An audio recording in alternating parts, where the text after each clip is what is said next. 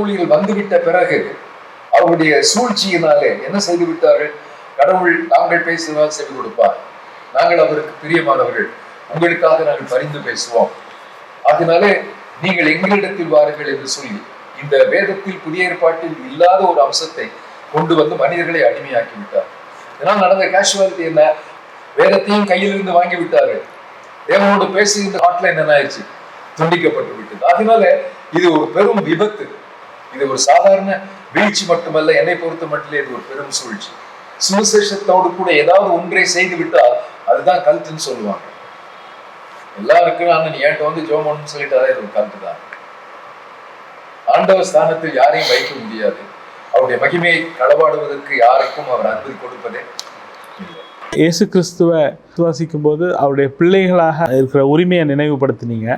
குறிப்பாக புதிய ஏற்பாட்டோட மைய சாராம்சமான இந்த அப்பா பிள்ளைன்ற உறவை இப்போ பல நேரங்களில் மறந்துட்டோமா? சுகமளிக்கும் வரம் பெற்றவர் இருப்பாரானால் அந்த சுகமளிக்கும் வரத்தை சபையின் வட்டத்துக்குள் அவர் அதை கையாள வேண்டும். அது நிமித்தமாக ஆண்டவரை அறியாத புறவினத்தவர்களும் சபைக்குள் வருவதினால் சபையோடு கூட அவர்கள் ஐக்கியம் கொள்ளுவதற்கும் இணைக்கப்படுவதற்கும் வாய்ப்புகள் இருக்கும். சபையின் வளர்ச்சிக்காக வரம் கொடுக்கப்பட்டிருக்கிறதே தவிர என் பிழைப்புக்காக வரங்களை அவர் கொடுக்கவில்லை. அப்பா பிள்ளைன்ற இந்த புனிதமான உறவையும் தாண்டி ஒரு தேவ ஊழியரையோ அல்லது இன்னொருவரை ஆண்டவரிடத்துல சேர்றதுக்கு, ஆண்டவர்கிட்ட ஜெபிக்கிறதுக்கு ஒரு மத்தியஸ்தர் மாதிரி வைத்திருக்கிற நிலை உருவாகி இருக்குது. இதை குறித்து நீங்கள் எப்படி பார்க்குறீங்க? ஆண்டவராக இயேசு கிறிஸ்துவை ஏற்றுக்கொண்ட பிறகு நாம் அவருடைய பிள்ளைகளாகும். இது அவர் கொடுத்திருக்கும் சுதந்திரம். இது ரொம்ப முக்கியமான ஒன்று.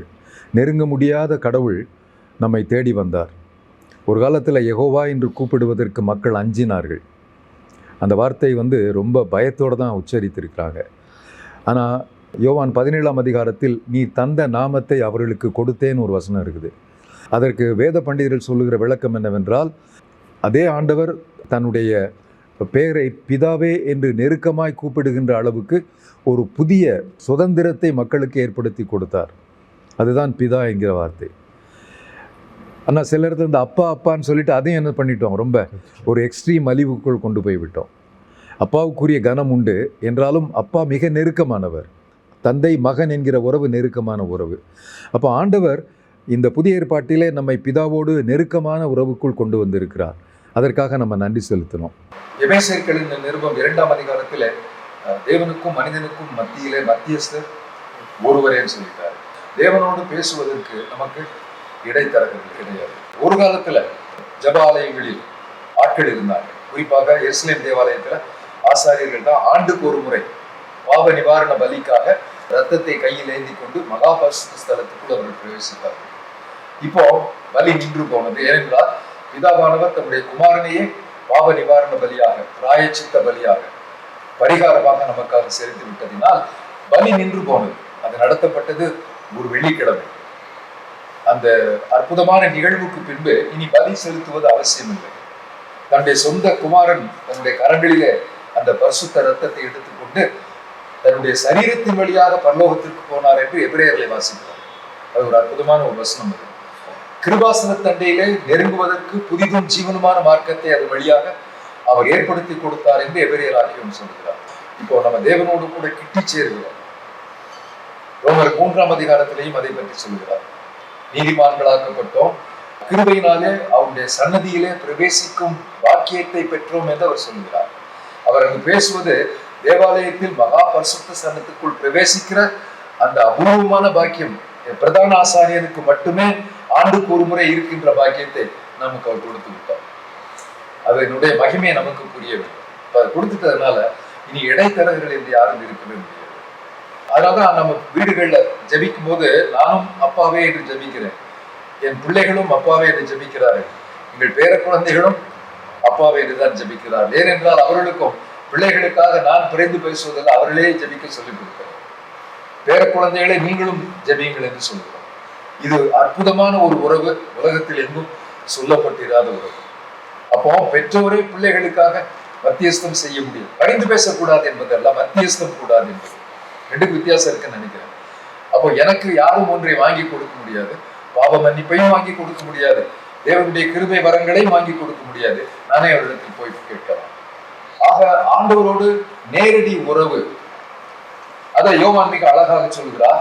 அவர் செடியானால் நீங்கள் கொடிகள், நீங்கள் அவரில் ஒட்டப்பட்டிருக்கும் போது அவரிடமிருந்து சத்துவத்தை எல்லாம் நீங்கள் நேரடியாக பெற்றுக்கொள்ளலாம். பல உதாரணங்கள் வேதத்திலே கையாள முடியும். அப்போ நமக்கு தெளிவு என்னன்னா, இடைத்தரகர்கள் என்பவர்கள் கிடையாது.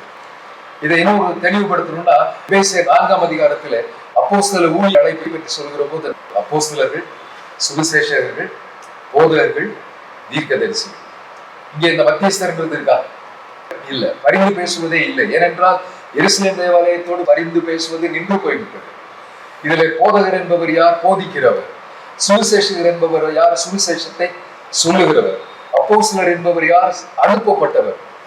தூரமான இடங்களிலே சுவிசேஷத்தை சொல்லுவதற்கு அனுப்பப்பட்டவர். 4வது தீர்க்கதரிசி. அவர் யார்? வேதத்தை போதிக்கிறவர். இதுல என்ன இல்லை? இடைத்தரகர்கள் என்பதே இல்லை. அப்போ திருச்சபைக்குள்ளாக இப்படி ஒரு ஸ்தானமே இல்லை. இந்த சுயாதீன ஊழியர்கள் வந்துவிட்ட பிறகு அவருடைய சூழ்ச்சியினாலே என்ன செய்து விட்டார்கள்? கடவுள் நாங்கள் பேசுவதால் செவி கொடுப்பார், நாங்கள் அவருக்கு பிரியமானவர்கள், உங்களுக்காக நாங்கள் பரிந்து பேசுவோம், அதனாலே நீங்கள் எங்களிடத்தில் வாருங்கள் என்று சொல்லி இந்த வேதத்தில் புதிய ஏற்பாட்டில் இல்லாத ஒரு அம்சத்தை கொண்டு வந்து மனிதர்களை அடிமையாக்கி விட்டார். இதனால் நடந்த கேஷுவாலிட்டி என்ன? மக்கள் ஆண்டவரோடு பேசுவதை நிறுத்தி கொண்டார்கள், அவருடைய வார்த்தையை நேரடியாக கேட்பதையும் நிறுத்தி கொண்டார்கள், வேதத்தையும் கையில் இருந்து வாங்கி விட்டார்கள், தேவனோடு பேசுகின்ற சுதந்திரத்தையும் அவர்கள் துண்டித்து விட்டார்கள். ஆண்டவரோடு இருக்கிற ஹாட்லைன் என்ன ஆயிடுச்சு? துண்டிக்கப்பட்டு விட்டது. அதனால இது ஒரு பெரும் விபத்து. இது ஒரு சாதாரண வீழ்ச்சி மட்டுமல்ல, என்னை பொறுத்த மட்டும் இது ஒரு பெரும் சூழ்ச்சி. இதற்கு விசுவாசிகள், சபை மக்கள் யாரும் இடம் கொடுக்க கூடாது. இடைத்தரகர்கள், உங்களுக்காக பிதாவினிடத்தில் பரிந்து பேசுகிறோம் என்று சொல்கிறவர்கள் எதையும் வாங்கி தர முடியாது. நான் ஏற்கனவே சொன்னேன், அவருடைய ஆதீனத்தில் எனக்கென்று வைத்திருக்கிறவைகளை யாராலும் தடுக்க முடியாது. அவர் அதை செய்தே தீர்வார். இதற்காக சிபாரிசுகள் அவசியமே இல்லை. இது இரண்டாவது நான் சொல்ல வேண்டும் என்று விரும்பின மிக முக்கியமான காரியம். இதன் விளைவாக ஏற்படுகிற அடிமைத்தனம் கிறிஸ்துவை விட்டு விசுவாசிகளை பிரித்து விடுகிறது. இப்ப என்ன கேள்வி கேட்கலாம்? இந்த வரங்கள் எல்லாம் நின்று போனதா? இப்போ வெறும் காரியங்களை பெற்று தருவதை மாத்திரமல்ல, எங்களுக்காக சுகத்தை வாங்கி கொடுப்பார்கள், இந்த மாதிரி நிறைய காரியங்கள் வர்றதுனால 2 குரூப் இருக்கிறாங்க. அதாவது ஒன்னு ப்ரொக்ரெஷனலிஸ்ட்னு சொல்லுவாங்க, இன்னொன்னு செஷனிஸ்ட்னு சொல்லுவாங்க. அதாவது வரங்கள் நின்று போனது அப்போஸ்தலர் காலத்துக்கு பின்பு. அப்போஸ்தலர் என்பவர்கள் அந்த 12 பேர் தான். அதற்கு மேல் எவரும் தங்களை அப்போஸ்தலர் என்று அழைத்துக் கொள்ளக்கூடாது. காரணம், அப்போஸ்தலர்கள் தேவனோடு கூட உண்டு உறங்கி அவரால் பயிற்றுவிக்கப்பட்டு அவரால் அனுப்பப்பட்டவர்கள்.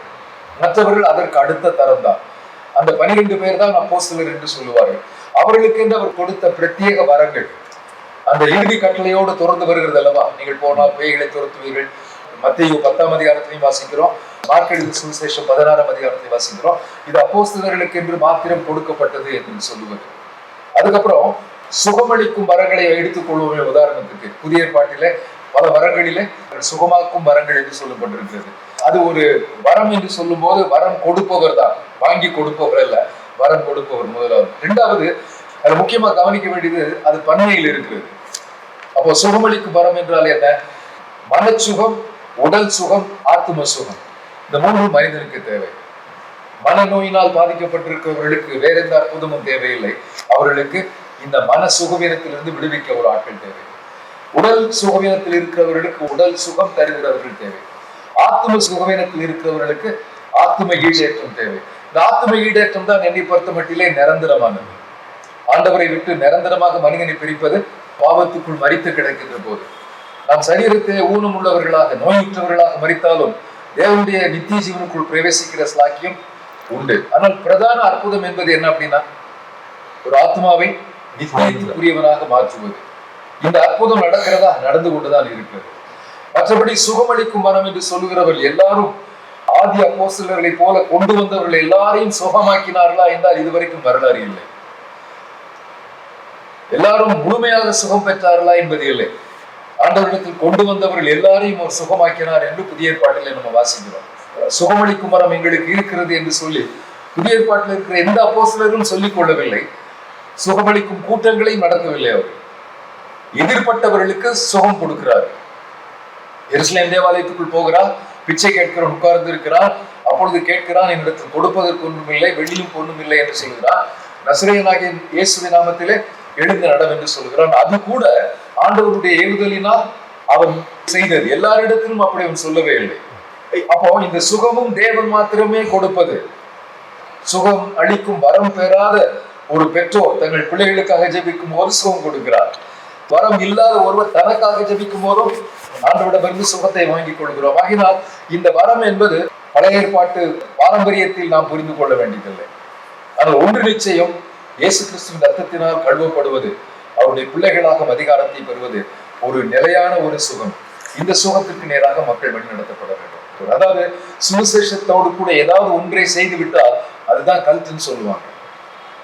எல்லாருக்கும் நீ என்கிட்ட வந்து ஜோமன்னு சொல்லிட்டு அது ஒரு கல்ட்டு தான். ஆண்டவர் ஸ்தானத்தில் யாரையும் வைக்க முடியாது. அவருடைய மகிமையை களவாடுவதற்கு யாருக்கும் அவர் அன்பு கொடுப்பதே இல்லை. ஆண்டவர் மேல விசுவாசம் வைத்தவங்க எல்லாருமே பிள்ளைகள். நேரடியாக ஆண்டவர்கிட்ட செல்லலாம், அவரை அப்பா என்று அழைக்கலாம், அவர்கிட்ட கேட்கலாம், கேட்டு பெற்றுக்கொள்ளலாம். இதற்கு யாரும் மத்தியஸ்தர்கள் தேவையில்லைன்னு சொன்னீங்க. அதே நேரம் அந்த 5 ஊழியங்களை குறித்தும் சொன்னீங்க. அப்போ ஒரு கேள்வி, எல்லாருமே நேரடியாக ஆண்டவர்கிட்ட போகும்போது அப்போ இந்த 5 பேர் எதற்கு போதகர், எதற்கு மேய்ப்பர், எதற்கு சுவிசேஷர் அப்படின்ற ஒரு கேள்வி வருது. இந்த கேள்வி அதனுடைய துணை கேள்வியாகத்தான் இருக்கிறது. நல்லவேளை அந்த கேள்வியை நீங்கள் கேட்டீங்க. கிறிஸ்தவத்தில் தான் தோன்றி கிறிஸ்தவத்திற்கு இடமில்லை. ஆண்டவரை நான் அறிவேன், எனக்கு யாரும் போதிக்க வேண்டியதில்லை, நேரடியாக அவரிடமிருந்து பெற்றுக்கொள்ளுவேன் என்கிற மனநிலையும் சில கிறிஸ்தவர்களுக்கு உண்டு.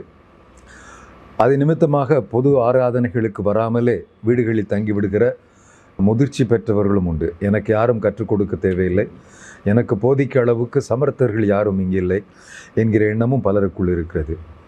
ஆண்டவரோடு உள்ள உறவில்தான் இந்த இடைத்தரகர் இன்றி நேரடியாக கிட்டி சேருவதை பற்றி சொன்னேனே தவிர, சபை கூடி வருதலை, ஒருவரோடு ஒருவர் ஐக்கியமாக இருப்பதை, ஒன்றாக பானம் பண்ணுவதை, ஒருவர் தேவையை ஒருவர் பூர்த்தி செய்வதை, கூட்டு ஆராதனையை தவிர்ப்பதற்காக இதை நான் சொல்லவில்லை. சபை என்பது தேவனுடைய ஒரு நியமனம். அது என்னுடையது என்று சொல்லுகிறார். எந்த ஒரு போதகரும் இது என் சபை என்று சொல்ல முடியாது. என் சபையை கட்டுவேன், பாதாளத்தின் வாசல்கள் அதை மேற்கொள்ளுவதில்லை என்பதினால் சபையின் ஸ்தாபகர் அவர், சபையின் தலைமைச் செயலகம் பரலோகத்தில் இருக்கிறது. ஆவியானவர் அதனுடைய மேற்பார்வையாளராக இருக்கிறார், அல்லது CEO ஆஃப் மிஷன்ஸ்னு சொல்லுவாங்க. அவருடைய மேற்பார்வையிலே சபையை ஆண்டவரே கட்டி கொண்டிருக்கிறார். அதில் நாம் எல்லாரும் அங்கங்கள் என்று சொல்லுகிறார். இந்த அங்கங்களாக இருப்பதினால் வரங்கள், வெவ்வேறு வரங்களை ஊழியர்கள் அல்லாதவர்களுக்கும் கொடுக்கிறார், ஊழியர்களுக்கும் கொடுக்கிறார். ஆகினால் இவர்கள் 2 பேரும் சேர்ந்து ஒரு கூட்டு வலிமையோடு கூட விசுவாசிகளின் ஐக்கியத்தை கட்டுவதற்கும் திருச்சபை வியாபிக்க பண்ணுவதற்கும் அதை கையாள வேண்டியது இருக்கிறது. சபையாக கூடி வரும்போது அவர்களுக்குள் இருக்கின்ற உறவு சிக்கல்களை தீர்த்து வைப்பதற்கு ஒரு மேய்ப்பர் தேவைப்படுகிறார். அவர்களோடு கூட சேர்ந்து காரியங்களை கற்றுக் கொடுப்பதற்கு ஒரு போதகர் தேவைப்படுகிறார். இல்லை என்றால் ஒரு மேய்ப்பர் தேவைப்படுகிறார். இப்படி விதவிதமான வரங்களை பெற்றவர்கள் அவரவர்களுக்கு தேவன் தந்த வரங்களை கொண்டு சபையிலே அவைகளை அப்பியாசிக்கும் போது, இந்த வரங்கள் கொடுக்கப்பட்ட இடத்திலே அவர்கள் முழுநேர ஊழியக்காரர் என்று சொல்லப்படவில்லை. புதிய ஏற்பாட்டு சபையிலே வரம் பெற்றவர்கள் எல்லாரும் பயன்படுத்தப்பட வேண்டும் என்பது என்னுடைய விருப்பம். உதாரணத்துக்கு எடுத்துக்கொள்வோமே, சுகமளிக்கும் வரம் ஒருவருக்கு இருக்கிறது என்று சொல்லுகிறார். உண்மையிலே இந்த வரம் பெற்றவர் இருப்பாரானால் அந்த சுகமளிக்கும் வரத்தை சபையின் வட்டத்துக்குள் அவர் அதை கையாள வேண்டும். அது நிமித்தமாக ஆண்டவரை அறியாத புறவினத்தவர்களும் சபைக்குள் வருவதினால் சபையோடு கூட அவர்கள் ஐக்கியம் கொள்ளுவதற்கும் இணைக்கப்படுவதற்கும் வாய்ப்புகள் இருக்கும். நான் அறிந்த மட்டில் கொஞ்சம் கிருபை வரம் பெற்றவர்கள் கூட சபையை விட்டு வெளியேறி விடுகிறார். அது இன்றைக்கு இருக்கின்ற ஒரு பெரும் வேதனைக்குரிய ஒரு காரியம். வரம் பெற்றவர் என்று நினைக்கிறவர், எனக்கு கொஞ்சம் போதிக்க தெரியும், பாடத் தெரியும், பிரசங்கிக்க தெரியும் என்று சொல்லிவிட்டாலே தாங்களாகவே ஒரு சுயாதீனமாக ஊழியம் செய்ய துவங்கி விடுகிறார்கள். சபைக்கு போட்டியாக இப்படி எந்த ஒரு அமைப்பும் இருக்கக்கூடாது. சபை நடக்கிற காரியங்களை ஒருவர் பிரித்து, சமீப காலங்களில் இந்த ஆராதனை மோகம் வந்தபோது வெறும் ஆராதனை நடத்துகின்றவர்களே அநேகர் எழுப்பி விட்டார்கள். அங்கே வெறும் பாட்டு பாடுவார்கள், வேதத்தை கற்றுக்கொள்ள மாட்டார்கள், சேர்ந்து ஜபிக்க மாட்டார்கள், அப்பம் பிட்க மாட்டார்கள், அங்கு ஐக்கியம் இருக்காது, வேதம் போதிப்பு இருக்காது, ஆண்டவருடைய சமூகத்தில் விண்ணப்பிப்பு இருக்காது. இதெல்லாம் வேதத்திற்கு முரண்பட்ட ஒரு காரியம். இப்போ இதில் நம்ம கவனிக்க வேண்டியதான இந்த வசனத்தை நான் வாசிக்கிறேன். சில வசனங்கள் எபேசியர் 4ஆம் அதிகாரத்தில் இந்த வரங்களை எல்லாம் தேவன் கொடுத்ததற்கான காரணம் என்ன? திருச்சபை என்கின்ற சூழலிலே விசுவாசத்திலும் அறிவிலும் ஒருமைப்பட்டவர்களாகி கிறிஸ்துவினுடைய நிறைவான வளர்ச்சியின் அளவுக்கு தக்கதாக பூரண புருஷராகும் வரைக்கும் பரிசுத்தவான்கள் சீர் பொருத்தும் பொருட்டும். சபையிலே ஐக்கியமாகுகின்றவர்கள் முதிர்ச்சி பெற வைக்க வேண்டும். அது சபையினுடைய முடிவான நோக்கம். அதற்காக பரிசுத்தவான்கள் சீர் பொருந்துவதற்கு, சுவிசேஷ ஊழியத்தின் வேலைக்கு, கிறிஸ்துவின் சரீரமாகிய சபையின் பக்தி விருத்திக்கு என்று இந்த தேவன் கொடுத்த வரங்களை பயன்படுத்த வேண்டும் என்று சொல்லிவிட்டு தான் 13ஆம் வசனத்திலே பல்வேறு அழைப்புகளை குறித்து அவர் பேசுகிறார். அதுக்கப்புறம் அவர் என்ன சொல்றாரு? 16ஆம் வசனத்திலே, அவராலே சரீரம் முழுவதும் அதற்கு உதவியாயிருக்கிற சகல கணுக்களினாலும் இசைவாய் கூட்டி இணைக்கப்பட்டு ஒவ்வொரு அவயவமும் தன் தன் அளவுக்கு தக்கதாக கிரியை செய்யும்படிக்கு அது அன்பினாலே தனக்கு பக்தி விருத்தியை உண்டாக்குறதுக்கு ஏதுவாக சரீர வளர்ச்சியை உண்டாக்குறதுன்னு சொல்றாரு. இங்கே சபை என்கிற சரீரத்தின் வளர்ச்சி தான் முடிவான நோக்கம். விசுவாசிகளினுடைய முதிர்ச்சி, சபையினுடைய வளர்ச்சி, இந்த இரண்டையும் மையமாக வைத்து கொண்டு தான் கூட்டாக நம்முடைய வரங்களை நாம் தேவனுக்கென்று மூலதனமாக்க வேண்டுமே தவிர வரங்களை சொந்தம் கொண்டாட முடியாது. சபையின் வளர்ச்சிக்காக வரம் கொடுக்கப்பட்டிருக்கிறதே தவிர என் பிழைப்புக்காக வரங்களை அவர் கொடுக்கவில்லை. ஆகினால் சபை கூடி வருவதற்கும் தனிப்பட்ட விதத்திலே தேவனோடு நேரடியாக ஐக்கியம் கொள்வதற்கும் முரண்பாடுகள் இருப்பதற்கு அவசியமில்லை. தேங்க்யூண்ணே.